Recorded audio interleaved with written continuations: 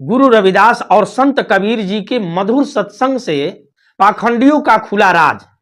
यह वीडियो किसी भी धर्म संप्रदायों अर्थात मानव को ठेस पहुंचाने के लिए नहीं है, बल्कि मानवता पर आधारित संपूर्ण समाज को नई दिशा देगी।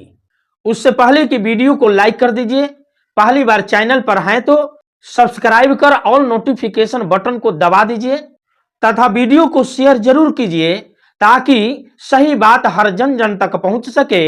यही असली मानव धर्म है। अब जानते हैं कि भारत देश के दो महान संत गुरुओं के मधुर सत्संग से धर्मनिरपेक्ष होकर जाति पाति, अंधविश्वास, ढोंग पाखंड, मूर्ति पूजा, वह आडंबर तीर्थ यात्रा, गंगा स्नान को समाप्त कर प्रगतिशील बनाने का संदेश अपने दोहे और चौपाइयों के माध्यम से मानव प्राणी सभी वर्गों का आंखें खोल दी। वीडियो में अंत तक बने रहें और गहरी रूप से ध्यान लगा करके देखें। संत कबीर साहब ढोंगी ब्राह्मणों के बारे में कहते हैं क्या, आगे देखें। निगुरा ब्राह्मण नहीं भला, गुरुमुख भला चमार, देवता से कुत्ता भला, नित उठे झुके द्वार। वह निगुड़ा ढोंगी पाखंडी ब्राह्मण भला अच्छा नहीं, जो सत्य से परिचित ना हो। उससे तो अच्छा चमार है जो सत्य से परिचित हो। उस देवता से अच्छा कुत्ता है कि आधी रोटी भी देते हैं तो हर दिन वफादार बनकर दरवाजे पर झुका रहता है।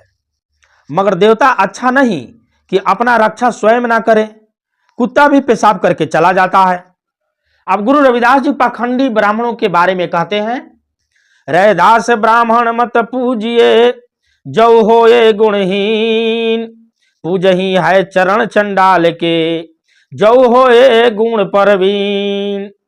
अर्थात वैसे ब्राह्मण को नहीं पूजिए जो ढोंगी पाखंडी हो, गुण का हीन हो, कर्मकांडी हो, ऊंच नीच का भेद रखा हो, छुआछूत करता हो, अपने आप को ऊंचा और दूसरे को नीचा दिखाता हो, वर्ण व्यवस्था का पोषक हो। उससे तो अच्छा चरण चंडाल की है जो पूजने योग्य है। जिसके पास ना ऊंच नीच का भावना है, कर्मकांडी नहीं है, सत्य गुण से परिचित है, वो चंडाल पूजने योग्य है, मगर पाखंडी ब्राह्मण नहीं। बड़े ही मजे की बात है। गहरी रूप से ध्यान लगा करके वीडियो को देखते जाइए और विचार करते हुए देखिए कि किस तरह से भारत के दो महान संतों ने पाखंडी ब्राह्मणों के विषय में राज खोल दिया। अब संत कबीर साहब मूर्ति पूजा के बारे में कहते हैं, पाहन पूजे हरि मिले तब मैं पूजूं पहाड़, ताते ये चकी भली जो पीस खाए संसार। अर्थात पाखंडी लोगों में झूठ सच अर्थात सत्य असत्य पहचानने की क्षमता नहीं है, क्योंकि अपने ही हाथों से पत्थर की प्रतिमा बनाकर ईश्वर मानकर पूजते हैं। जो ना बोलता है, ना सुनता है, ना चलता है, ना लैट्रिन करता है, मगर फिर भी पूरी मिठाइयां चढ़ाया जाता है। ताते ये चक्की भली पीस खाए संसार, किंतु घर के अनाज पीसने वाले चक्की को पूजा नहीं करते, जिसकी पीसी हुई अन्न से पेट भरते हैं। पाखंडियों को इतना भी पता नहीं है कि मूर्ति पत्थर है और चक्की भी पत्थर है। अंतर तो इतना ही है कि मानव एक ही पत्थर का ईश्वर की प्रतिमा बना दी, ये कैसी विडंबना है। और चक्की का बाट भी पत्थर है, किंतु चक्की तो पेट भरने में सहायक है। यदि पत्थर पूजने से हरि भगवान मिलता तो मैं बड़े बड़े पहाड़ ही पूजता। अब गुरु रविदास जी क्या कहते हैं, मस्जिद से कुछ घिन नाही, मंदिर से नहीं प्यार, दो मह अल्लाह राम नहीं, कह रविदास विचार। ना मंदिर से प्यार है, ना मस्जिद से घृणा, क्योंकि दोनों में अल्लाह राम नहीं है। अगर मस्जिद में अल्लाह होता तो लाउड स्पीकर लगाने की जरूरत नहीं पड़ती, और मंदिर में राम भगवान होता तो पाखंड नहीं होता, ऊंच नीच, जाति पाति, छुआछूत, वर्ण व्यवस्था नहीं होती। अब संत कबीर साहब कहते हैं, काकड़ पाथर जोड़ के मंदिर लियो बनाए, ता चढ़ी मुला बाग दे, क्या बहिरा है खुदा। अगर अल्लाह मस्जिद में होता तो लाउड स्पीकर लगाने की क्या जरूरत, अल्लाह क्या कोई बहरा है। संत कबीर साहब यही नहीं छोड़ देते, फिर वर्ण व्यवस्था के बारे में कहते हैं क्या, एक बूंद एक मलमूत्र, एक चाम एक गुद्दा, एक जोत से सब उत्पन्न, कौन ब्राह्मण कौन शुद्धा। सभी मानव का सृजन एक ही बूंद रज बीज से हुआ, सभी का मल मूत्र एक ही है, एक ही ज्योति से सब उत्पन्न है।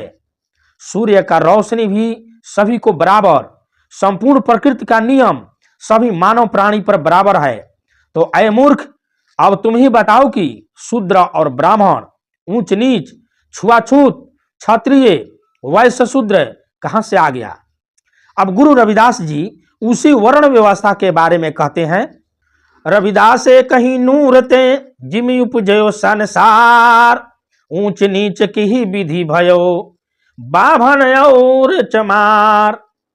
जाति से कोई व्यक्ति ऊंचा अथवा नीचा नहीं हो सकता।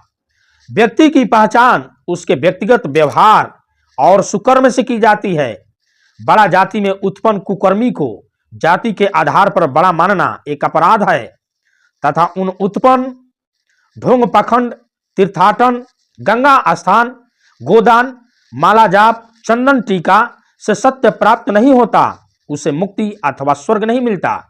अब गंगा स्नान के बारे में संत कबीर साहब क्या कहते हैं, नहाए धोआए क्या मत्था, जो मन का मैल न जाए, मीन सदा जल में रहे, जो धोए बास ना जाए। अगर गंगा स्नान से पवित्र होना होता तो एक दूसरे से चुगलाई, चोरी, बकवास, छुआछूत, ऊंच नीच नहीं करता। गंगा स्नान से मन का मैल नहीं धुलता है। मन का मैल तो अपने आप को अवगुण दूर करने से जाता है। कबीर साहब कहते हैं कि जैसे मीन अर्थात मछली को कितना भी पानी से धोए उसका बास नहीं जाता है, उसी तरह से कितना भी गंगा स्नान कर ले लेकिन मन का मैल नहीं जाता है।